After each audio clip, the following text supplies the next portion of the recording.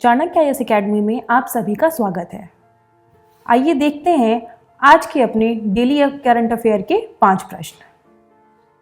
हमारा पहला प्रश्न है, निम्नलिखित में से कौन सा मंत्रालय शहर सौंदर्य प्रतियोगिता के लिए पोर्टल लॉन्च करने का प्रभारी है? पहला ऑप्शन है जनजातीय कार्य मंत्रालय, दूसरा है सांस्कृतिक मंत्रालय, तीसरा ऑप्शन है आवास और शहरी मामलों का मंत्रालय, चौथा ऑप्शन है पंचायती राज मंत्रालय।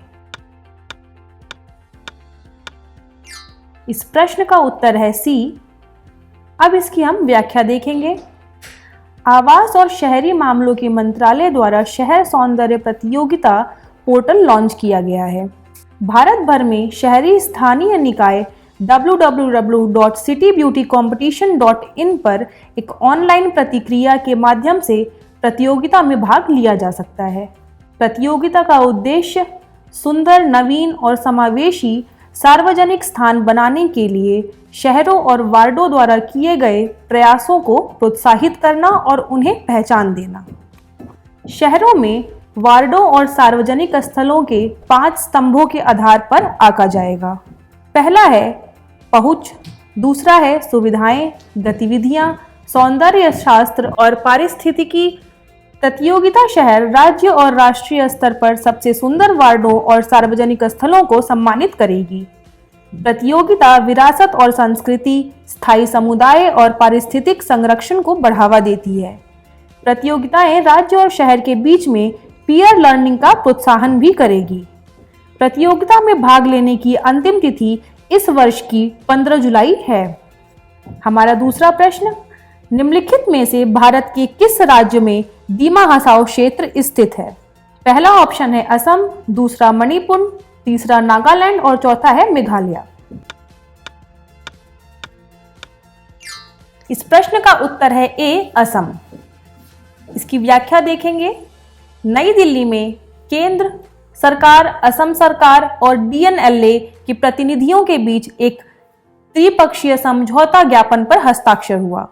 गृह मंत्री अमित शाह ने कहा कि यह समझौता 2024 तक उत्तर पूर्व को उग्रवाद मुक्त बनाने की दिशा में एक महत्वपूर्ण कदम है। समझौते से असम में उग्रवाद और सशस्त्र समूहों का पूर्ण अंत हो जाएगा। डीएनएलए के 168 से अधिक कैडर हथियार डालकर मुख्य धारा में शामिल हो रहे हैं। समझौते से असम के दीमा हसाओ जिले में उग्रवाद का पूर्ण अंत हो जाएगा। दिमासा कल्याण परिषद की स्थापना असम सरकार द्वारा समझौते के तहत की जाएगी। पार्षद राजनीतिक, आर्थिक और शैक्षिक आकांक्षाओं को पूरा करने के लिए सामाजिक, सांस्कृतिक और भाषाई पहचान की रक्षा, संरक्षण और प्रचार भी करेगी। परिषद स्वास्थ्य परिषद के अधिकार क्षेत्र से बाहर रहने वाले दिमासा लोगों के त्वरित और केंद्र विकास का सुनिश्चित भी करेगी।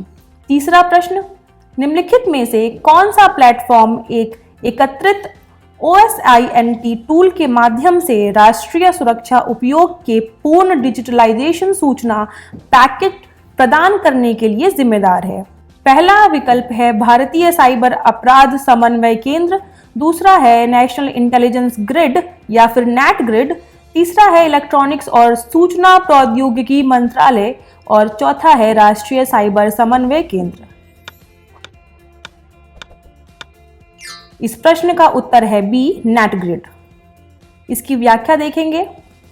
नेशनल इंटेलिजेंस ग्रिड खुफिया जानकारी एकत्र करने और कानून परिवर्तन उद्देश्यों के लिए व्यक्तियों और संस्थाओं की रियल टाइम 360 डिग्री प्रोफाइलिंग करने प्रदान करता है।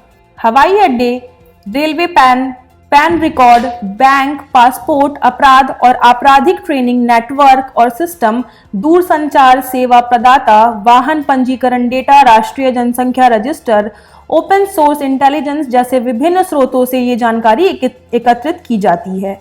समाधान के 2 चरणों में विकसित किया जा रहा है, जिसमें चरण 2 में डेटा एनालिसिस, OSINT टूल्स और वेब आधारित एप्लीकेशन जैसे कि फेसबुक और ट्विटर को राष्ट्रीय सुरक्षा उपयोग के लिए पूर्ण डिजिटलाइजेशन सूचना पैकेट प्रदान करने के लिए एकत्रित किया गया है। OSINT टूल संस्थाओं, संबंधों और अन्य लिंक की गई लिखित ऑडियो और वीडियो जानकारी को एक रिपोर्ट में संरक्षित करके निकाल सकता है। चरण 1 के तहत नेटग्रिड अपनी डिजिटल डेटाबेस पर दूरसंचार कंपनियों, भारत के चुनाव आयोग और एयरलाइंस को एकत्रित कर रहा है। चौथा प्रश्न है, कौन सा राज्य लगातार 3 वर्षों तक उच्चतम बाजार उधार वाले राज्यों की सूची में शीर्ष पर रहा है? पहला है उत्तर प्रदेश, दूसरा है महाराष्ट्र, तीसरा है केरल और चौथा है तमिलनाडु। इस प्रश्न का उत्तर है बी, तमिलनाडु। इसकी व्याख्या देखेंगे। तमिलनाडु लगातार तीसरे वर्ष उच्चतम बाजार उधार वाले राज्यों की सूची में सबसे ऊपर है। आरबीआई के आंकड़े के अनुसार अप्रैल से लेकर फरवरी तक के महीने के दौरान राज्य विकास ऋण के माध्यम से तमिलनाडु का सकल बाजार उधार 68,000 करोड़ तक हो गया है। आंध्र प्रदेश और महाराष्ट्र ने सकल बाजार उधार में क्रमशः 51,860 करोड़ और 50,000 करोड़ के साथ तमिलनाडु का अनुसरण किया है। उत्तर प्रदेश, पश्चिम बंगाल और कर्नाटका ने पिछले वित्तीय वर्ष में अपने कर और गैर कर स्रोतों के माध्यम से राजस्व संग्रह में भारी कमी के कारण अपनी उधारी में तेजी से कमी लाई है। अप्रैल से फरवरी के दौरान आंध्र प्रदेश, हरियाणा और गुजरात की उधारी वित्तीय वर्ष 2022 में उनके पूरे साल की उधारी से कहीं अधिक हो गई है। 22 राज्य और 2 केंद्र शासित प्रदेशों ने अप्रैल से जून के महीने के दौरान कुल 1 लाख करोड़ के बाजार उधार का अनुमान लगाया, जिसमें महाराष्ट्र, तमिलनाडु और आंध्र प्रदेश अकेले कुल उधार अनुमान का 35% हिस्सा लिए हैं। आज का हमारा 5वां प्रश्न, पूंजी पर्याप्तता अनुपात क्या है?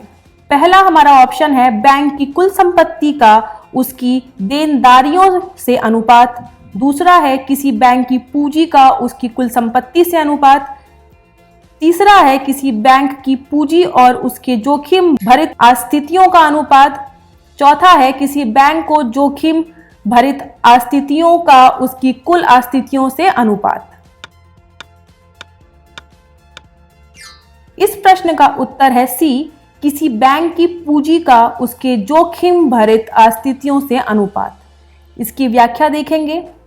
भारतीय रिजर्व बैंक बैंकों से अपेक्षा करता है कि वे लगातार वित्तीय जोखिम का आकलन करें और निरंतर लचीलापन और सतत विकास के लिए नियामक न्यूनतम से परे पर्याप्त पूंजी और तरलता बफर्स के निर्माण पर ध्यान केंद्रित करें।